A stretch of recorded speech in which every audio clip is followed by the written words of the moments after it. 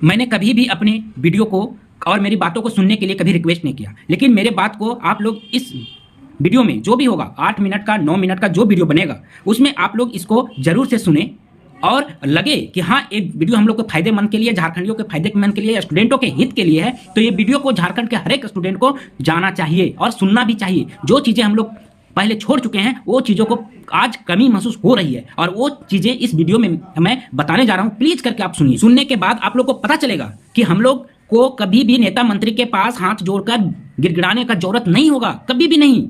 वो लोग खुद हम लोग से शांतिपूर्वक वार्ता करने के लिए तैयार होंगे। आयोग है जो इतना तानाशाह है वो भी एक समय के लिए हम लोग से वार्ता करने के लिए भी तैयार होगा, लेकिन हम लोग का वो संगठन का निर्माण करना होगा, नहीं तो नहीं, कभी नहीं। जय हिंद दोस्तों।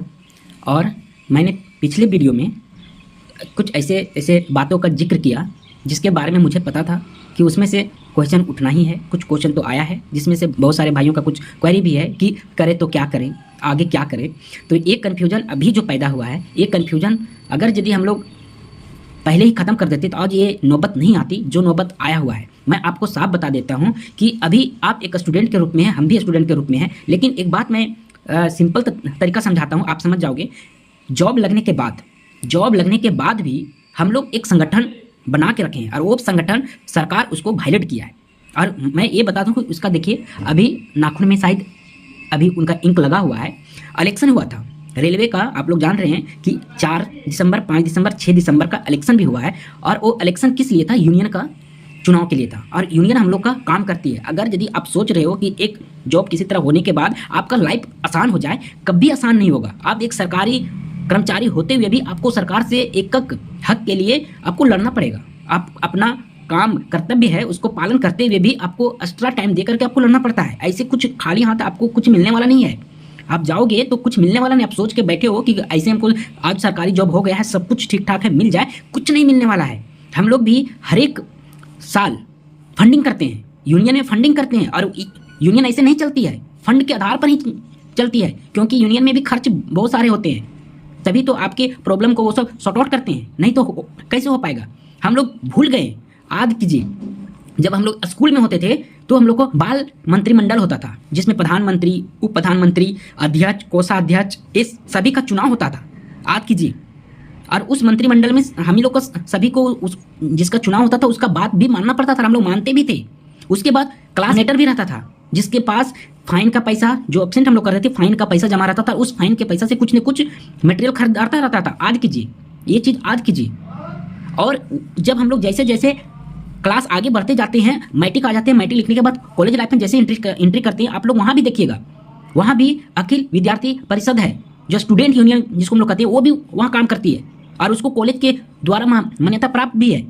लेकिन उसके बाद जब कॉलेज लाइफ हम लोग को एंड होता है, उसके बाद जब हम लोग प्रतियोगिता परीक्षा के लिए तैयारी करने आ जाते हैं तो वहाँ पे हम लोग का फिर अपना अपना विभाग में अलग अलग बट जाते हैं। संगठन हम लोग का बिल्कुल भंग हो जाता है, टूट जाता है, कहीं से कुछ नहीं है, जिसके वजह से आज ये जो हम लोग को फेस करना पड़ रहा है। यही कारण है, मेन कारण यही कि हम लोग को ऐसा सिचुएशन आ गया कि इसको लीड करने वाला कोई नहीं मिल रहा है। स्टूडेंट लीडर अभी है ही नहीं कोई।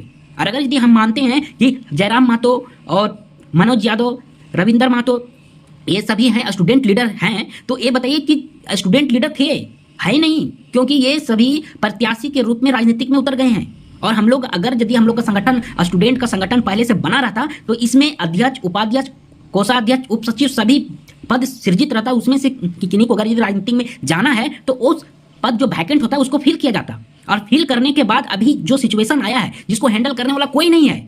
सिर्फ टीचर लोग वीडियो बनाएंगे, स्टूडेंट भी वैसा कुछ है जो वीडियो बनाएंगे, बाकी मजे ले रहे हैं। हकीकत यही है। सीजीएल का जो एग्जाम पेपर से लेकर के 5, 6 साल, 8 साल का प्रोसेस चल रहा है, उसके सभी मजे ले रहे हैं। टीआरपी जो होता है ना वो बटोर रहे हैं ताकि उनका दाल रोटी में कमी नहीं आए। अगर जब सीजीएल का मामला खत्म हो जाएगा तो उनके पास कोई मुद्दा नहीं रहेगा, सरकार के विरुद्ध बोलने का कोई मुद्दा नहीं है। आपको साफ हम बताते हैं, हो सकता है कि हेमंत सोरेन जी के पास इस बात का जिक्र है ही होगा ही नहीं कि उनके अंदर का जितने कर्मचारी हैं, उनके आयोग है, इतना भ्रष्ट है, नहीं पता होगा। और पता भी होगा तो जांच कराने के उद्देश्य से कैसे क्या करेंगे, उनको कोई बताने वाला, समझाने वाला है नहीं, क्योंकि हम लोग के पास एक मजबूत संगठन नहीं है।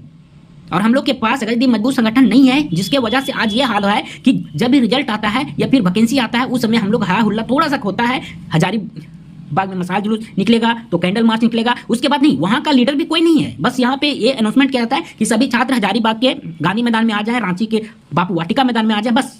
लेकिन वहाँ पे कोई भी छात्र नेता के रूप में जो हम लोग का वास्तविक लीडर होना चाहिए वो है ही नहीं। बिहार में जाकर देखिए, अभी छात्र नेता का लीडर है, वहाँ सभी प्रकार से जो है ना प्रोसेस है।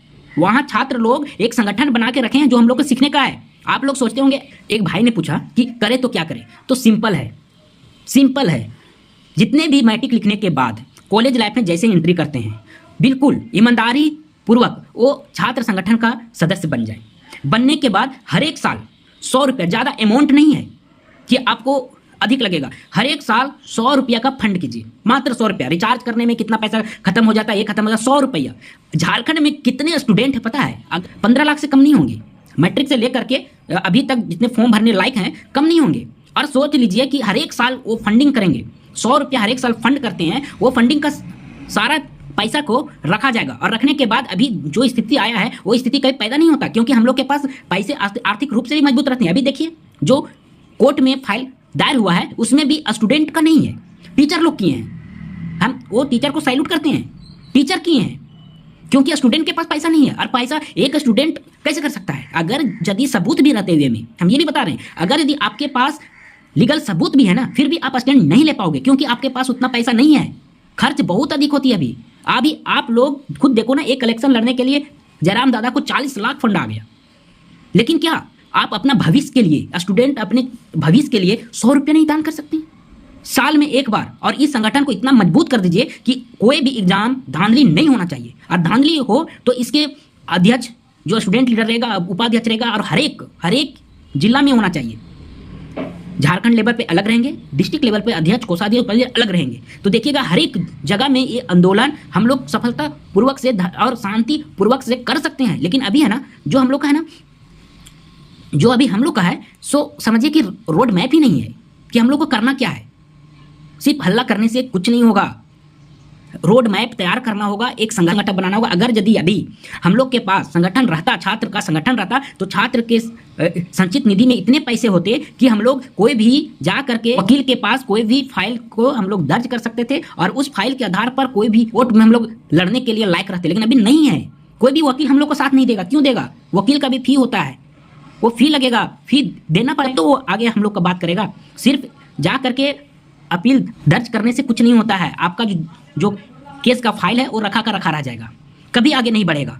और अभी भी वक्त है दोस्त, अभी भी वक्त है कि आप लोग ये स्टैंड लीजिए, एक रोड मैप तैयार कीजिए, एक स्टूडेंट का जो होता है ना संगठन, उसको एक रूट लेवल से मजबूत कीजिए, बिल्कुल नीचे स्तर से, और इसका संगठन को मजबूत कीजिए। और मजबूत जब हो जाएगा तो कोई भी, ऐसा हमको नहीं लगता कोई भी, अगर यदि जहां भी लगे धांधली हुआ है तो उसमें हम लोग का हर वक्त जीत ही होगा। कभी हार का सवाल ही पैदा नहीं लगता कि हम लोग कभी हारेंगे भी, तो कभी नहीं हारेंगे। इसलिए आज हम यही बात बताने के लिए आए थे कि ऐसा अगर यदि हम लोग के यहाँ छात्र संगठन मजबूत रहेगा ना, तो बिहार जैसा हाल यहाँ भी होगा। और आयोग, सरकार सभी हम लोग के बात को शांति पूर्वक सुनेंगे भी और समझेंगे भी, क्योंकि अभी सभी तो जितने छात्र नेता हैं, नेता हो गए हैं, लीडर हो गए हैं, अलग पार्टी का सदस्य हो गए हैं, तो मुख्यमंत्री क्यों सुनेंगे?